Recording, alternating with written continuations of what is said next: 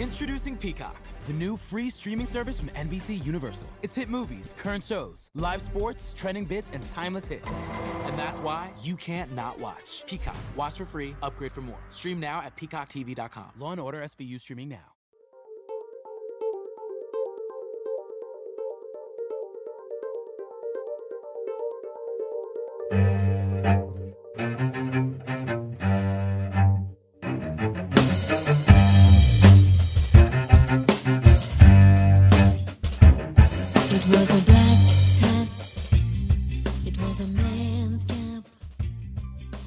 Hi, this is Jennie Walker, and welcome to Closet Conversations. Today I will be reviewing Season 1, Episode 9 of the Netflix series Girlbosss, which is based on the book by the same name, written by Sophia Amoruso, who is the founder of the highly successful eBay store called Nasty Gal Vintage that went on to become a company earning in the hundreds of millions of dollars, which eventually attracted venture capital money and grew even more into the stratosphere before having a not so graceful decline, etc., etc. But as resellers, I think this is one of the best shows out there that really talks about the fundamentals of reselling that were true for her and are true for us today. So episode 9 is one of my favorite episodes. It's so uplifting and so empowering. But in this episode, we see Sophia.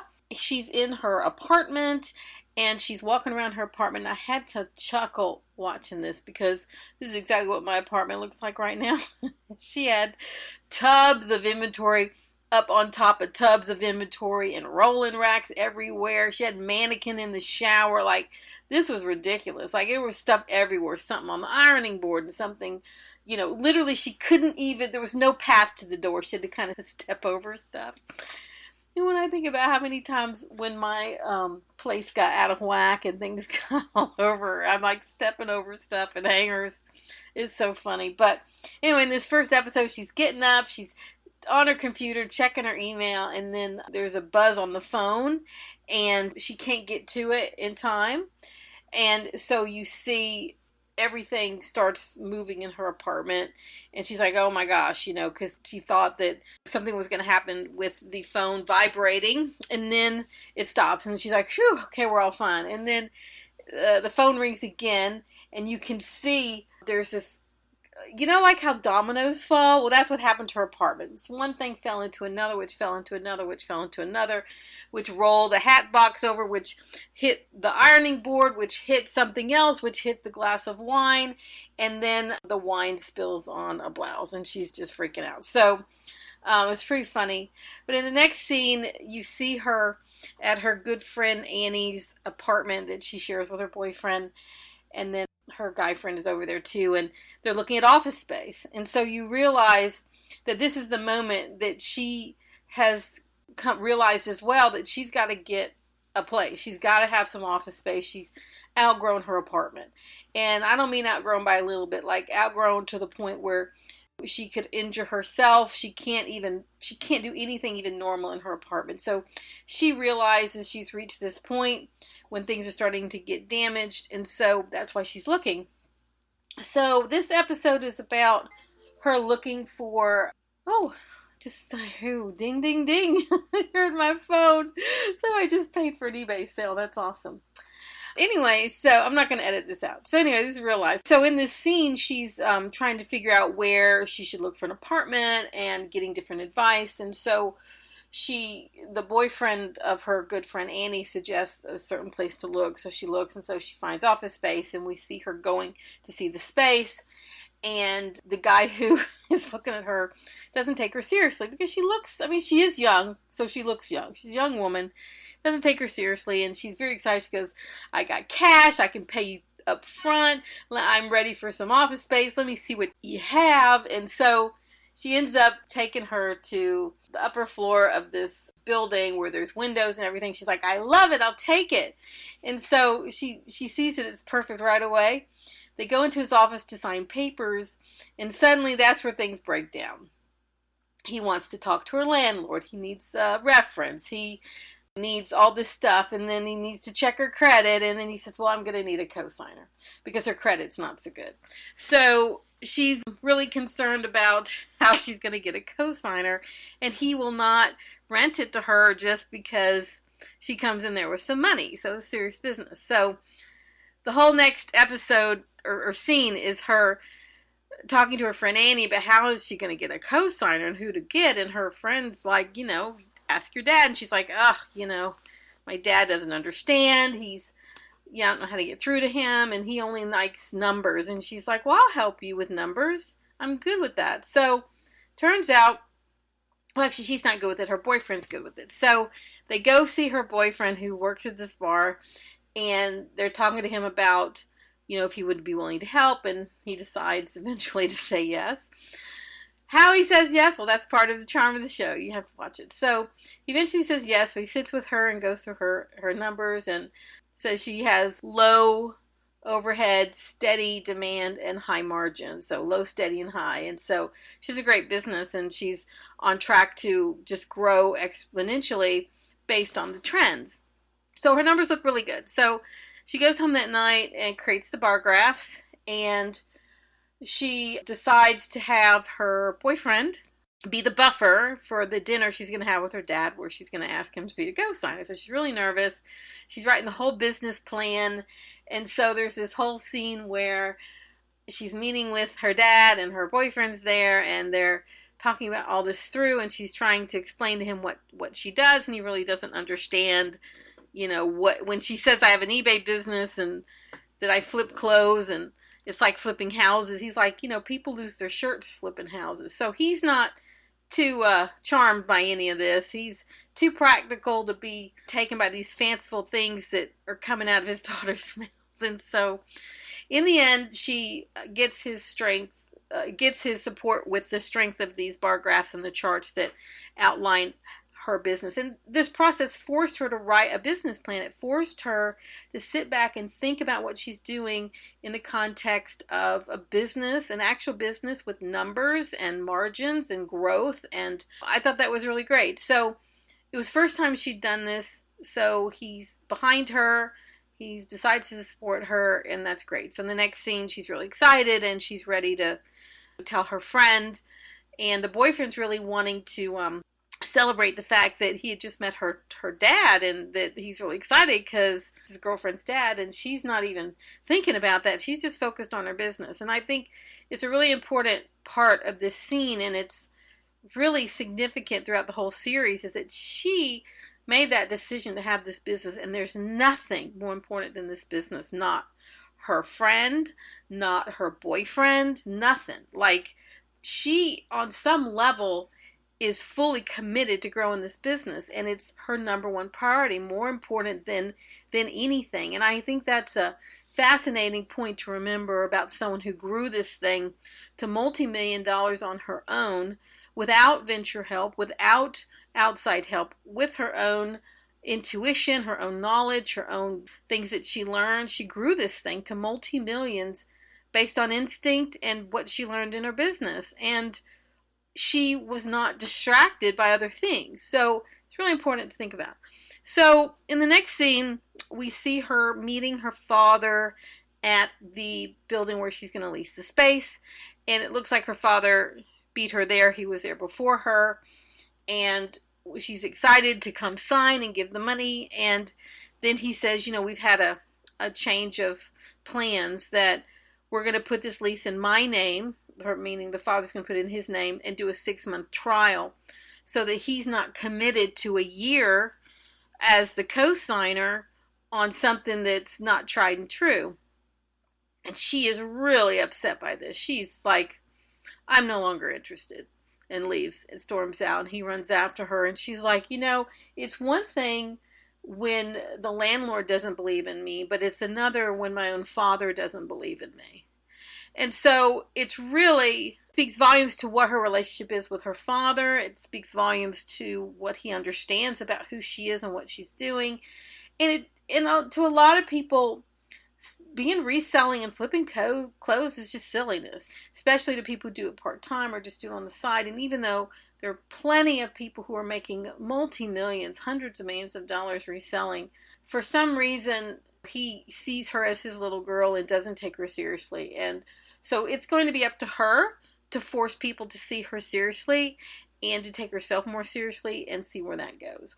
So she storms out. She's very upset. And so in the next scene, we see her meeting her friend Annie and the model at the pier where they've been taking pictures all this time. And she's really upset and she's storming around and she's kicking things and she's cussing and fussing, you know. And then she kicks a hole in the door that's to this building, the end of the pier where they are.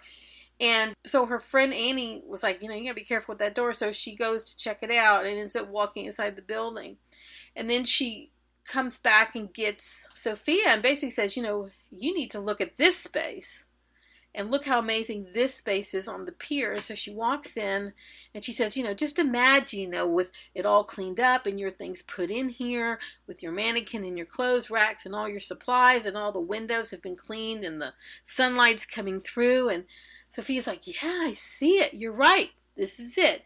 And so what was so great is the owner of the building had come in. He's been wandering around the pier and you don't really know who he is, but he comes in and he says, hey, you know, I'm the owner of this pier. And they're like, oh, we didn't know. And he goes, you know, I don't mind you taking photos with your friends, but it's another thing to start destroying my property. And so she says, well, listen, you know, I really want to rent your space. And she says, I can give you cash and I'll be the best tenant you ever have.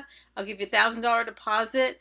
And if I'm ever late, consider this yours. And so they shake on it. They do that old fashioned kind of Western where they both spit in the palm of their hand and shake on it.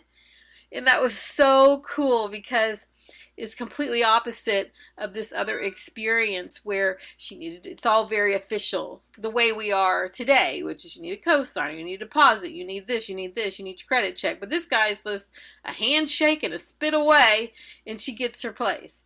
And when you see the two places in the series, you can see that this being on the pier is far superior because it's so interesting, it's so much bigger, and of course she's already there doing her photos on the side of his building, so she already has a great space to do all the modeling and take the pictures right, all built in. So that's how it ends. It's such a good episode because she takes it to the next level, and she didn't take it to the next level too soon. She kept doing what she was doing. She was saving her money. She was able to pay cash for all of this, and when the time was right, when she literally couldn't take it anymore, she knew it was time to take it to the next level. So this is a really important part of this series where she takes her business to that level. She moves it out of her house and she starts doing things in this awesome, what we'd consider like a loft space, but it looks like an old pier or very like a warehouse kind of space that she's turned into where she's like her warehouse. And that's it. That's episode 9. And I love it. So my takeaways on this episode, I think number 1 is it's really important to think of your business as a business and knowing your numbers, studying your numbers, building your bar graphs, and seeing how you're actually doing is a really important thing to do and see your projections. Like, where are you headed? How is your business doing? And there's plenty of information out there. Certainly if you sell on Poshmark, you can get, you know, sales charts with, you know, you can get, well, it's not in chart form, but you can get the sales data. You can find out how long it takes to sell things. You can see what's selling. You can see all of that. You can do the analytics from that. eBay offers all kinds of analytics on that platform, but you really need to know your numbers, and that's number 1. And I think we'll all be surprised at how well we're doing if we look at it on a piece of paper. And I think it's important as you think about your reselling business as a business, more so a business than a hobby, that's going to be really important to look at it that way.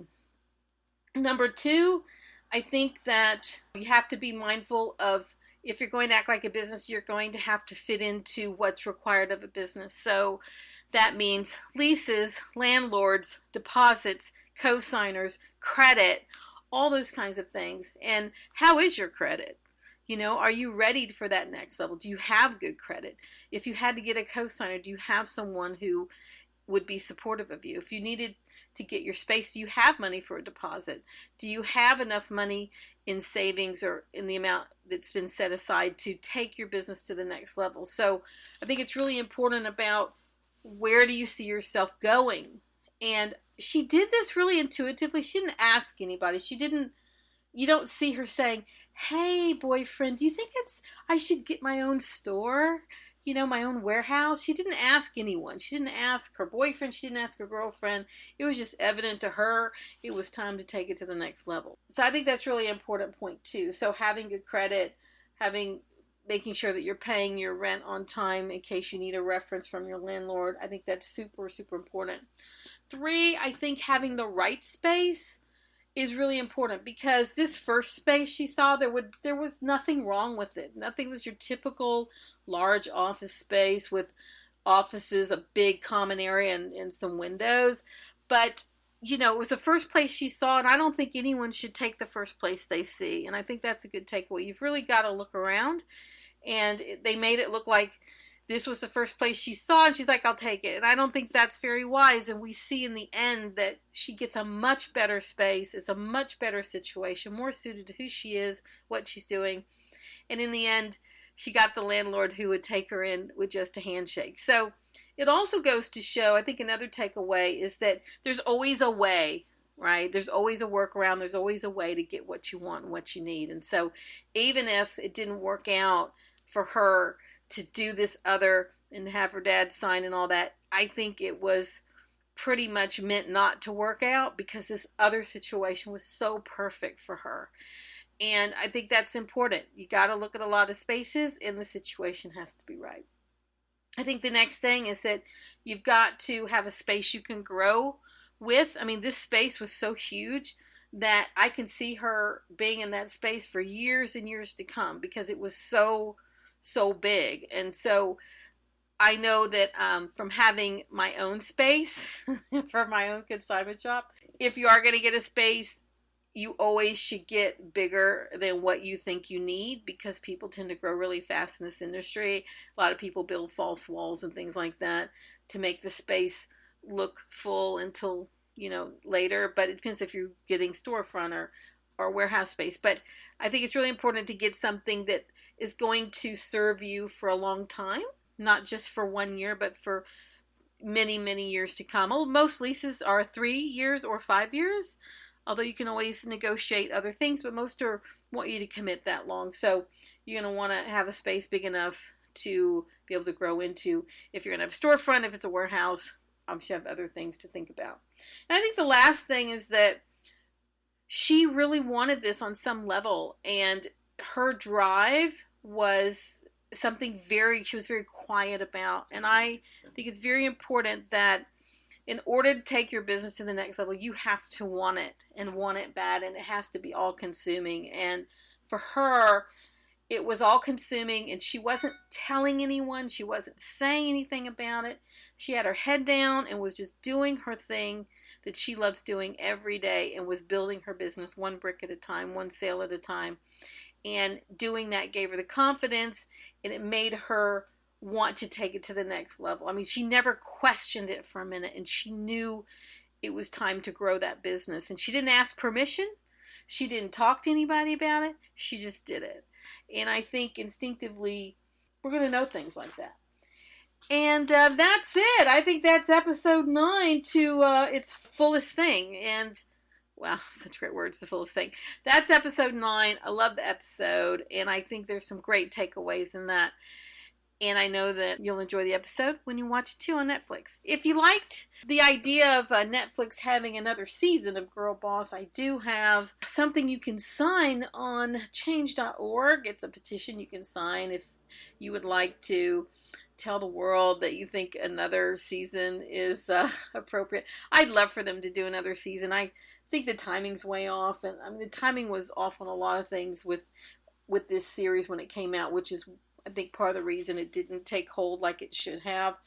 But the reselling industry is hot right now, and I would love to see them bring this back because the information's out there. We know what happens after this, so it wouldn't be hard to do another season because it's in the book. It's in the book, Girlbosss. They could do a lot more with it, so we'll see. That's it. This is Jennie Walker with Closet Conversations. If you enjoyed this episode, please give it a thumbs up. I'd love it if you would rate this podcast on iTunes. 5 stars are great. If you want to leave a comment, that's helpful as well. If you want to be in touch with me, you can always reach out to me on Instagram at JennieGirlsCloset. And that's it. I will be continuing to review the other episodes as time permits. And I look forward to having you with me when that happens. So take care and have a wonderful day. If you like the song you heard at the beginning, it's called Black Hat, written and recorded by Tommy Farragher and Jennie Walker. It's available on iTunes worldwide now on the album Night Flight to London. Introducing Peacock, the new free streaming service from NBC Universal. It's hit movies, current shows, and live sports. News clips, trending bits, and timeless hits. It's Kim and Courtney, Seth and Jimmy, Hoda, Savannah, Fiona, and Shrek. I'm an ogre! It's the best of streaming and the best of TV. And that's why you can't not watch. Peacock. Watch for free, upgrade for more. Stream now at peacocktv.com. These titles plus the English Premier League and Law & Order SVU streaming now. Content availability may vary over time. Some content requires paid upgrade. With the new iPhone SE for less than $100 at Metro, you rule. It's the most affordable iPhone on the #1 brand in prepaid. So whether you're studying online or FaceTiming. Hey, Mom. Hi, dear. The iPhone SE has all you need. Switch to Metro and get the iPhone SE for $99.99 after rebate redemption and 6 months of service with AutoPay. Metro by T-Mobile. Rule your day. Limit 1 per account/household. Requires port and ID validation. Not valid for numbers currently on the T-Mobile network or active on Metro in past 90 days. Restrictions apply. See store for details.